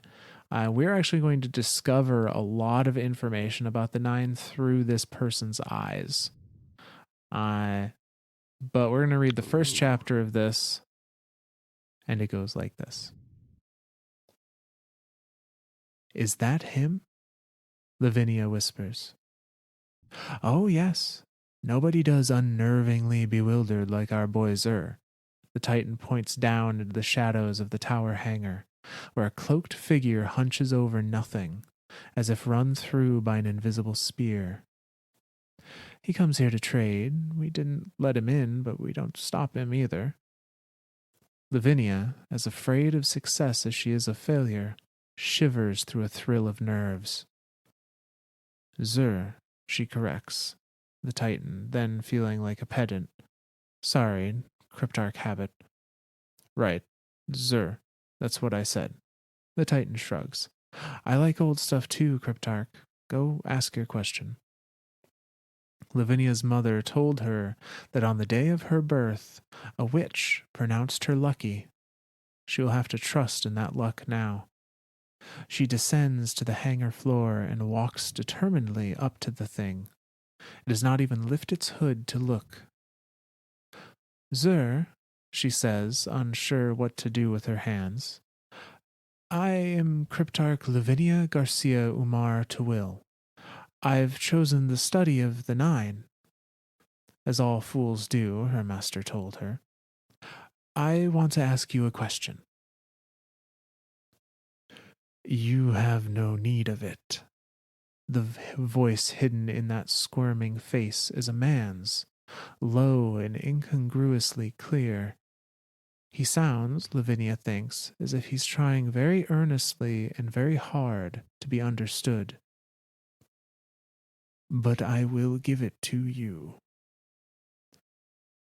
She has practiced this question, clung to it as her anchor when she drifted away from her master and friends.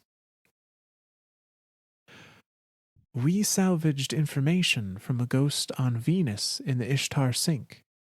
It described an artifact found by our Golden Age ancestors, a copper box painted red, lightly damaged. full of dust. On the individual motes of dust, we found engraved maps of rocky worlds. Mars, Earth, Venus, other planets, maybe every Earth like planet in the galaxy.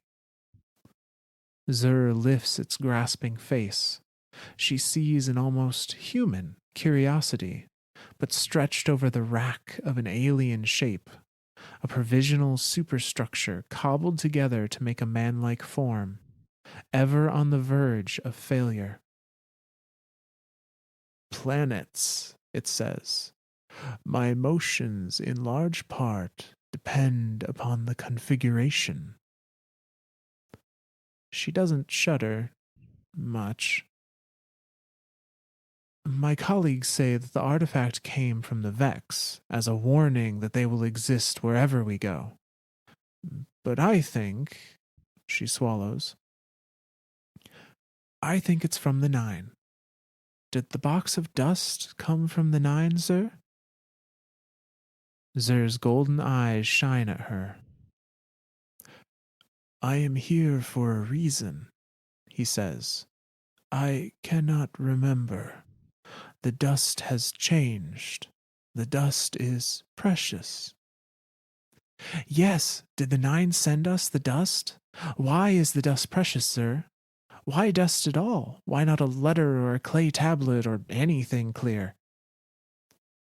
Blood, Zur says. It makes a sound like a cough. The blood is transformed. The wish is granted. The dust is commingelled. It can't be the Vex who sent it, she insists, as if Zur's another stubborn Cryptarch who won't listen. Ledvinia, you must stop babbling, she thinks to herself. The Vex use matter as a substrate for computation, not a medium to communicate. How is it that the Nine can map the mass of every rocky planet in the galaxy but not send us a message on the radio? Why Venus? Why dust? Much of dust was once cells, Zur says and coughs loudly. This dust was once of the Nine. It commingelled. It was forever changed. That harsh percussive cough again. Dust to dust. One dust to another. The Nine are the flesh of dust. And Lavinia realizes that the agent of the Nine is laughing. And that's the end of that lore card. I was just gonna make one comment. Yeah. It's commingled.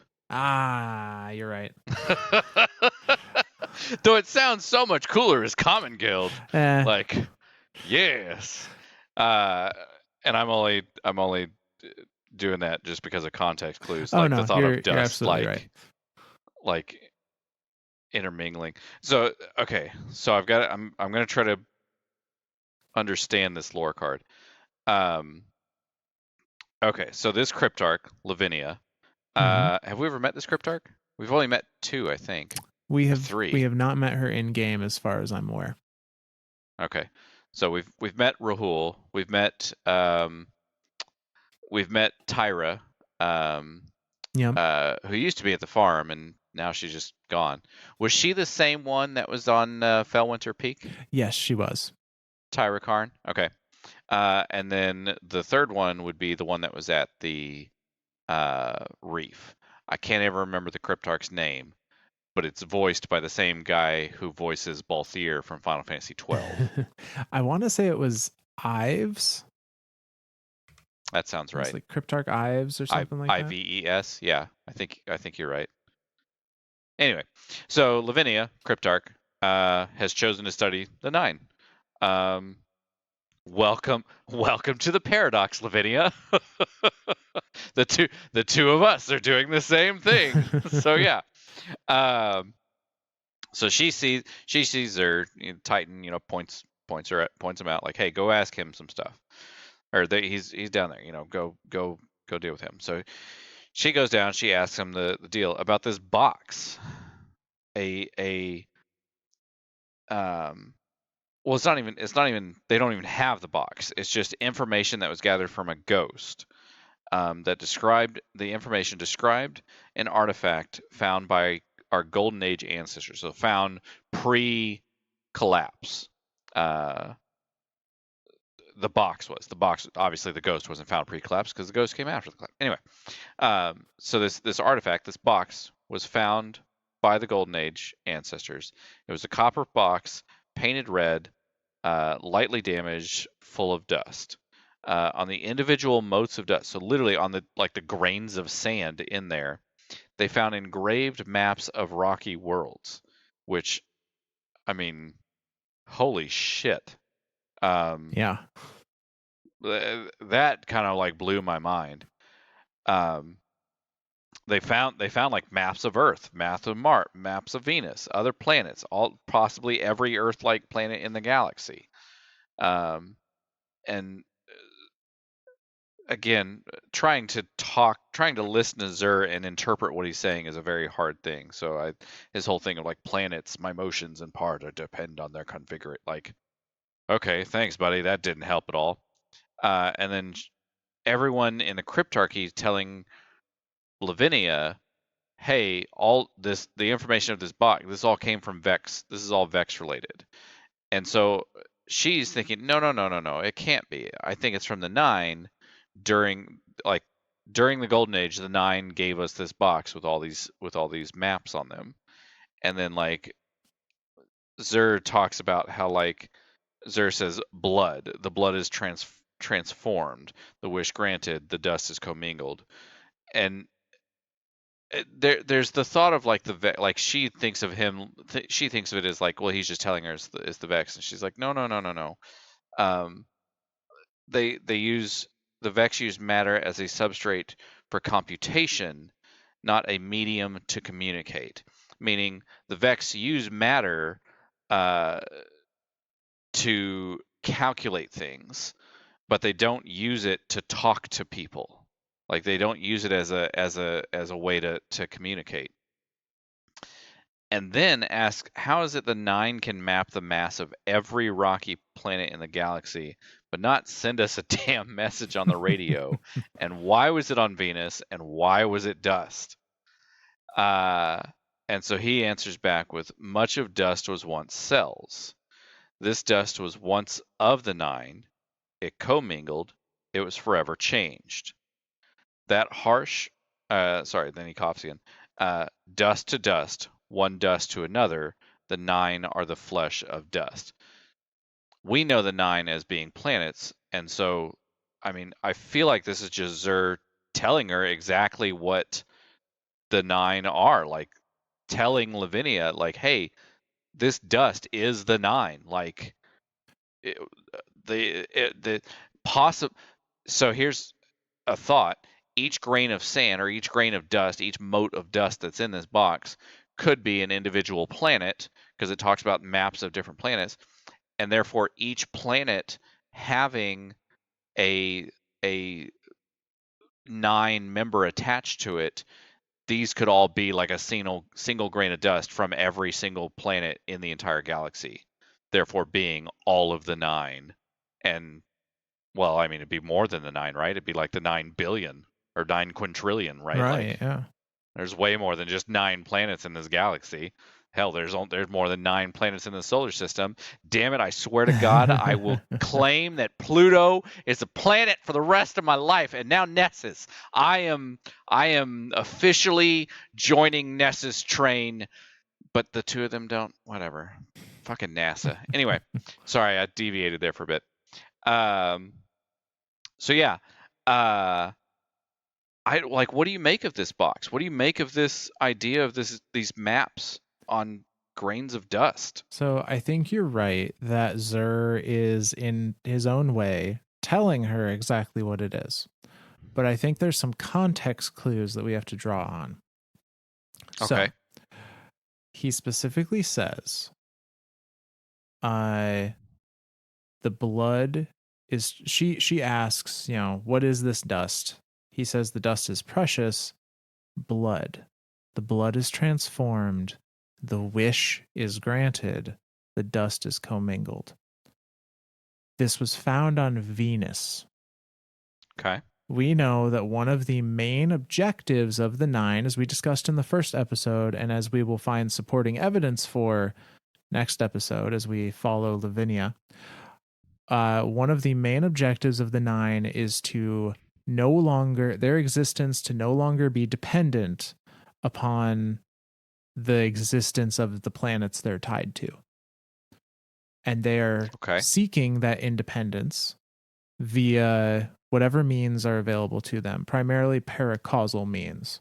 Oh, shit. Venus was home to Ahamkara until the Great Hunts. Presumably still home, because if you go to Vault of Glass, the very first cut scene of your fire team dropping in, there are 2 dragons flying in the background. This is true. This box was found on Venus in the Ishtar sink. I think this box is the results of the Nine. Monkey paw shit. I think this is the box of the result of the Nine wishing via the Ahamkara and probably communicating it very poorly. Oh God, that's even worse. To become corporeal, to become like, be a part of the existence of the Wish Dragons. And in Wish Dragon bullshit magic, they're like, okay. They're like, okay, we will take a piece of you and turn it into something in our reality.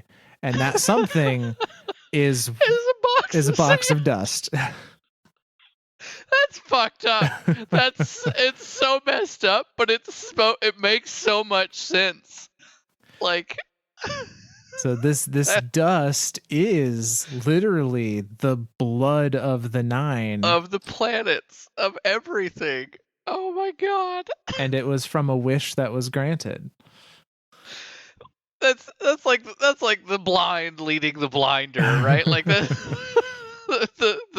Nine who have poor communication skills to the Wish Dragons who kind of have poor, I don't want to say poor reception skills, but kind of do.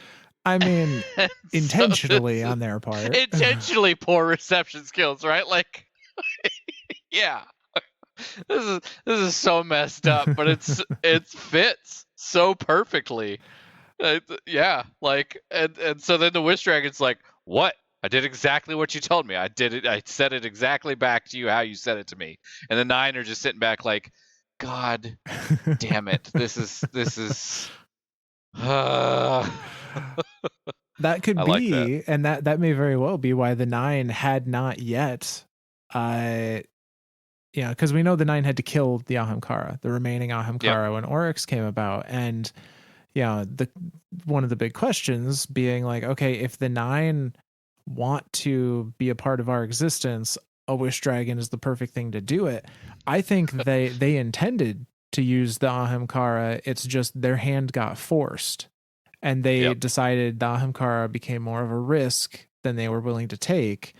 And they were probably spending, in traditional Nine fashion, spending all of this time between this first attempt and when they had to kill the Ahamkara off, trying to figure out how do we effectively communicate our wish to them in a way that gets the results we want. Yeah.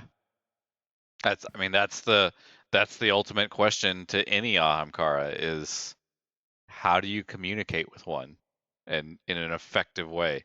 Mara is the only one that's kind of come up with a decent way, being the wish wall, but like, yeah, it's still not really exact. Like, yeah. So, and for me, what this also, kind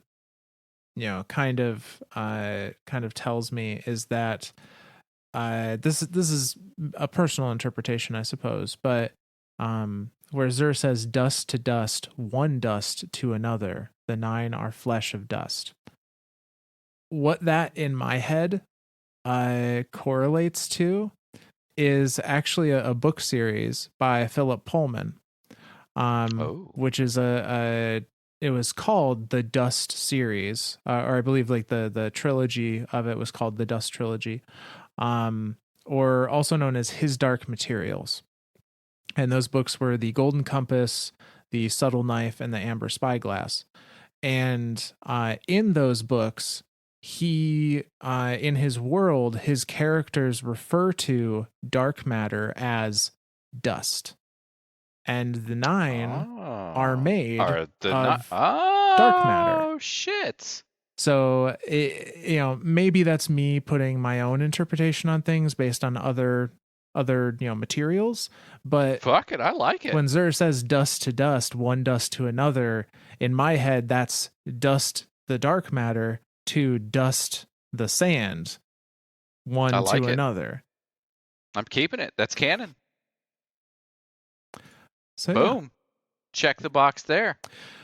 So, but that all right is where we're going to that's where we're going to close on tonight's episode. We're going to continue our adventures with Lavinia in next week's episode, which will likely be the end of our little mini series here on the 9. Okay. Well, sweet. All right. Well, shout outs. Yeah. So we've got 2 shout outs that we're gonna go over tonight. The first of one comes to us from Apple Podcasts. Someone left a review there with the username of FZ8. You gotta say it French like though. It's FZ8. I don't know if that's the intention or not, but I'm taking it that as the intention. I like it. They leave us a 5-star review. Thank you very much for that on Apple Podcasts. Simply saying, "Great podcast, but I matched Myth playing Stasis Lock." Oh, you poor fool! So you poor fool. You probably died a bunch too. Thank you, but I'm sorry. I'm just gonna let you all know. Myth does the double turret thing with the he's mean. I do no such thing. This is blasphemy. And he runs around with Traveler's Chosen, and he gets all of his stupid abilities back, and he's like a sidearm badass, and I just for a gur at him. Okay, yeah, that I do. Yeah. Yeah, gur at him.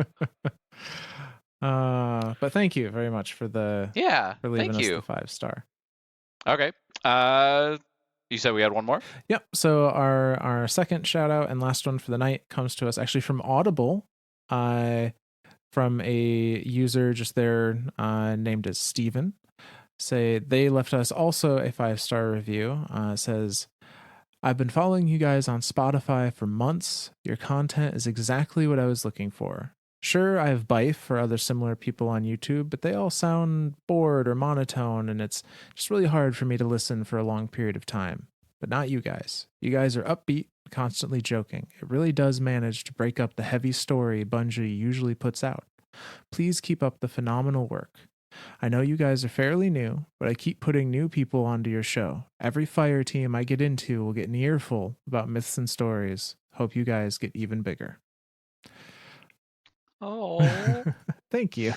I'm gonna cry. Fuck, I'm actually like tearing up. God damn it. I fuck. Damn it. No, that's well, okay. Thank you. That's awesome and super sweet. Thank you very much. Myth has said this before too, and I second this opinion. The guys that are out there, Stephen, this is for you as well, that are just mentioning us to other people, that are saying, hey, these guys are good enough to listen to, that I'm willing to share, like of my own accord, go share this information with other people and say, hey, check these guys out. That is, between that and like quitting your job to listen to this, those are like the 2 highest levels of praise that I can think of. Like those are, and to all you guys that literally are like, because we know there's a bunch of you guys out there, guys and gals, that are just like, I'm just gonna listen to these 2 guys for the next 2 hours of my work day and just do nothing. Hell yeah. Like I don't highly recommend it, but I highly appreciate it. But yeah, Oh, I do like having the emotion in there. I'm a very excitable person, and I I do love the other guys, right? Like I love Myth. I love, or well, I mean, obviously I love Myth. I love Bife. See, you're so close to Myth. You're so close to Bife. I've now combined you into a single person. You are Bife, uh, or I, Myth. I don't know about that. Miff or Byth. I don't know. Anyway, no, I love Byth. I love listening to his videos. He does the research as well as Myth does, and as I am starting to do now. uh, but yeah, I don't know that he's bored with it. I just know that he has a very certain way of presenting his information, and for it to be a very one-sided conversation that he's having with the audience, you know, like for him to tell the stories that he wants to tell. And I haven't checked out a lot of Mylan's videos, but I have seen a few of them. And again, the information, it is a one-sided conversation. I think that's something unique that Myth and I bring to the lore discussions of Destiny, is that we have another brain to kind of bounce ideas off of, and to get excited about, and to think of stuff, and to get emotional about while we're doing these readings. Like I that's one thing that I think that we bring a lot to the lore community, and I enjoy doing it.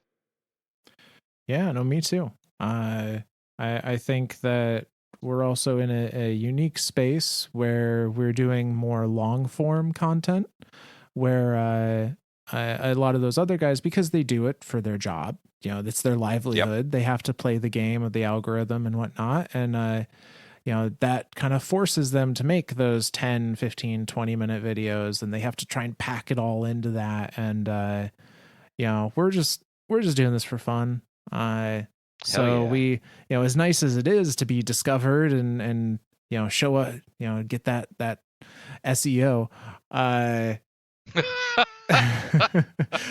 say I don't think most people are normally sitting down for a 2+ hour conversation about, you know, a lore book. So hopefully That's true. that's enjoyable, and it seems to be, because not a shout out aimed at any one in particular, but just in general, I want to say thank you to everybody.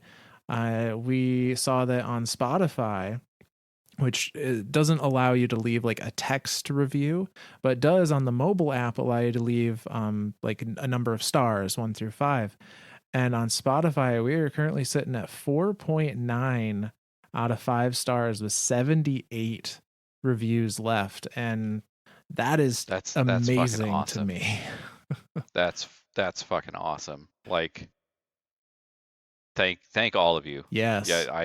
I uh, again, I still think of our humble beginnings of like our clan members just like, hey, y'all should record this shit because y'all talk a lot about it, and you both kind of have a lot of knowledge about it and have a lot of ideas about this stuff. So record it and put it out there. And I never thought it would get this way. I was just talking to Myth before we started recording tonight. Our kind of like goal, I guess, I don't know if it's a goal or not, but I was going to be super amazed and impressed if we hit 50,000 listens by December. Uh, Tomorrow is October 1st, so October, November, December, we got 3 whole months, and we're already at 47,000. I think we're going to smash that 50,000 point and go beyond. I think we get to 60,000 by the end of the year, which is freaking amazing. Like the fact that somebody, when I was in Hawaii, somebody came up to me and recognized me and was like, "Hey, I listen to your podcast." And I was just like, "Oh my god!" Like this, it's so cool. It really is. It's a very humbling thing, but at the same time, it's a super exciting thing. So yeah, I thank all of you. Absolutely. So, another big thank you to everybody that listens to us. If you're new here or you're returning and you like what you're hearing, and you would, you know, feel so inclined to leave us a review on your platform of choice, you know, rate us whatever you think we're worth. We always appreciate that. And if you're interested in reaching out, either to say, hey, I really enjoyed this, or you've got an idea about, oh, you guys thinking about covering this, or anything like that, you can also catch us on Twitter at Myths and Stories, spelled the same way the title of the show is. And we monitor that as much as we can over the week, and try and respond there too. And you may hear yourself in one of these shout outs in a future episode. But thank you again to everyone. Yeah. All right. Oh, and then I got a quick thank you. Who do I get to thank tonight? Thank you, Namkey, for doing everything you could to try to get a message out. All right. Anything else, Myth? No, that's it. All righty. Well, then from all of us lore nerds to all of you guardians out there, we'll see you next time.